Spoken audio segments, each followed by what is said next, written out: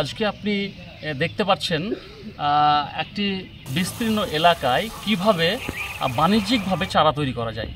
এই বাণিজ্যিকভাবে বাঁধাকপি, ফুলকপি, টমেটোর মতো চারা প্রচণ্ড হিটে অর্থাৎ এই জুন জুলাই মাসে কিভাবে চারাকে রক্ষা করা যায় এবং সেই চারা বাণিজ্যিকভাবে কীভাবে সেটাকে বিক্রি করার উদ্দেশ্যে বিভিন্ন জায়গায় পাড়ি দেয় চারা নিয়ে।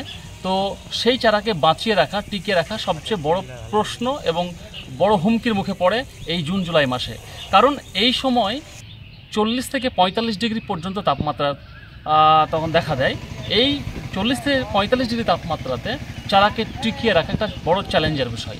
তো চলুন আজকে আপনাদেরকে একটা সম্পূর্ণ নতুন এবং অভিনব পদ্ধতি দেখাবো, যা চাষি ভাই সম্পূর্ণ তার নিজস্ব বুদ্ধিমত্তা দিয়ে, নিজের বুদ্ধিকে কাজে লাগিয়ে সেটা তৈরি করে বর্তমানে সমাজ মাধ্যমে তাক লাগিয়ে দিয়েছেন। ফেমাস ফার্মিং ক্লাব ইউটিউব চ্যানেলে আমরা পেয়ে গেছি নতুন এক কৃষক ভাইকে, যিনি বর্তমানে বিভিন্ন চারা, বিশেষ করে বাঁধাকপি, ফুলকপির চারা তৈরি করছেন এখানে। তো এই গরমে চারাকে টিকিয়ে রাখার জন্য কি কি ব্যবস্থা রয়েছে এখানে, আমরা চলুন সেই বিষয়ে জেনে নিই। আচ্ছা, আপনার প্রথমে পরিচয়টা একটু আমাদের জানাবেন ক্যামেরার সামনে। তো নামে মুঠে আটে জানাবেন। আমার বেলডাঙ্গা মুর্শিদাবাদ বাড়ি, সুমননগর। চারা ভান্ডারে চারা করি সব রকম, বাঁধাকপি, ফুলকপি, টমেটো, বেগুন, লঙ্কা, পেঁয়াজ। আচ্ছা, এখানে আমি দেখতে পাচ্ছি পিছনে যে আপনার চারার উপরে এরকম কাপড় দেওয়া রয়েছে। তো এটা কেন দিয়েছেন আপনি? ওদের তাপমাত্রার জন্য। আচ্ছা, প্রচণ্ড রোদ থেকে বাঁচানোর জন্য। রোদ থেকে বাঁচানোর জন্য। আচ্ছা, এই আইডিয়া আপনি কোথা থেকে পেলেন? আইডিয়া ধরেন দেমাকে করতে হয়েছে। আচ্ছা, আপনি নিজে থেকে করেছেন? নিজে থেকে করেছি। আচ্ছা, এতে কি ফলাফলটা কি রয়েছে, কি লাভ ক্ষতি কি হচ্ছে? লাভ ক্ষতি বলতে আমার ধরুন চারাটা মরে যাবে না, এটাই চারাটা ভালো থাকবে, মাটিটা ঠান্ডা থাকবে। এই জন্য বর্তমানে টেম্পারেচার কত চলছে, তাপমাত্রা কত? তাপমাত্রা মোটামুটি 40-42 ধরেন। আচ্ছা, তো 42 ডিগ্রি তাপমাত্রায় বাঁধাকপি, ফুলকপি চারা করতে গিয়ে অসুবিধা হচ্ছে, তাই তো? অসুবিধা, প্রচন্ড অসুবিধা।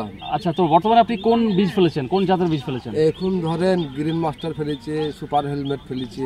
আচ্ছা, তো আমার যারা কৃষক বন্ধুরা রয়েছে বা আমার যারা ভিউয়ার্স রয়েছে তাদের উদ্দেশ্যে আপনি একটু জানাবেন যে গ্রিন মাস্টার বাঁধাকপি কেমন, অর্থাৎ আপনার অভিজ্ঞতা কেমন?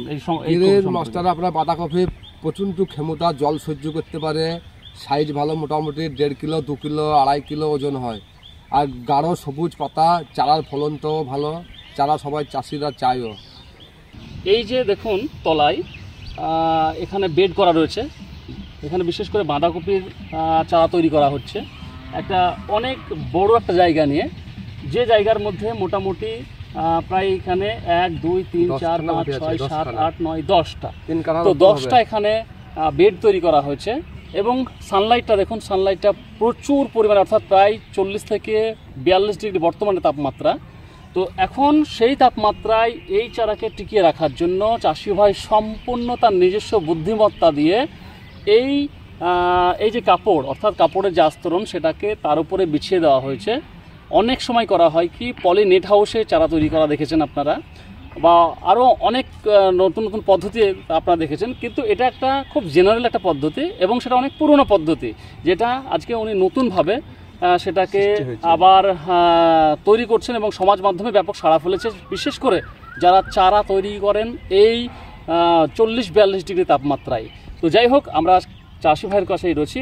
আচ্ছা, আপনি আমাকে বলুন যে এই মুহূর্তে আপনি এখানে কোন চারা ফেলেছেন, আপনি কি বীজ ফেলেছেন? এখানে আপনার গ্রিন মাস্টার ফেলেছি, সুপার হেলমেট ফেলা হয়েছে। আচ্ছা, তো গ্রিন মাস্টার এই জুন জুলাই মাসে কেমন হচ্ছে, আপনার অভিজ্ঞতা কি বলে? এই মাসে আপনার যা হচ্ছে আপনার সামনের মাসে থেকে আরো বেশি হবে। আরো বেশি হবে। তো এই জাতের মধ্যে আপনি কি এমন দেখছেন যে আপনি মোটামুটি বেশি করে গ্রিন মাস্টার বীজ ফেলছেন? মানে চারার ফলন তো বেশি, চাষি চায় কপি ভালো, জল সহ্য করতে পারে। আচ্ছা, তো যাই হোক, এখানে আপনি গ্রিন মাস্টার এবং সুপার হেলমেট চারা করছেন এখানে। তো সম্পূর্ণ এই যে পদ্ধতি আপনি ব্যবহার করছেন, এই ব্যবহার করার ফলে আপনার আর্থিকভাবে কতটা লাভ হচ্ছে? এটা লাভ হচ্ছে বলতে আমার চারাটা সম্পূর্ণ সব পাওয়া যাবে, হাতে বলি করছে, নষ্ট হবে না একটাও, পয়সা খরচা হলেও আবার ভালো হচ্ছে।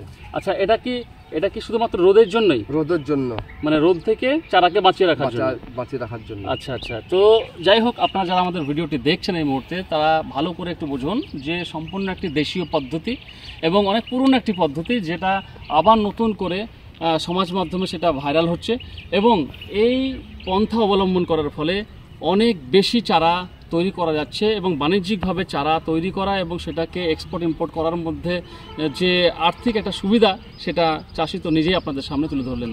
তো আপনাদের ভিডিওটি কেমন লাগলো অবশ্যই আমাদের কমেন্ট বক্সে কমেন্ট করে জানাবেন এবং আপনি চ্যানেলে আমাদের নতুন হয়ে থাকলে অবশ্যই সেটাকে সাবস্ক্রাইব করতে ভুলবেন না।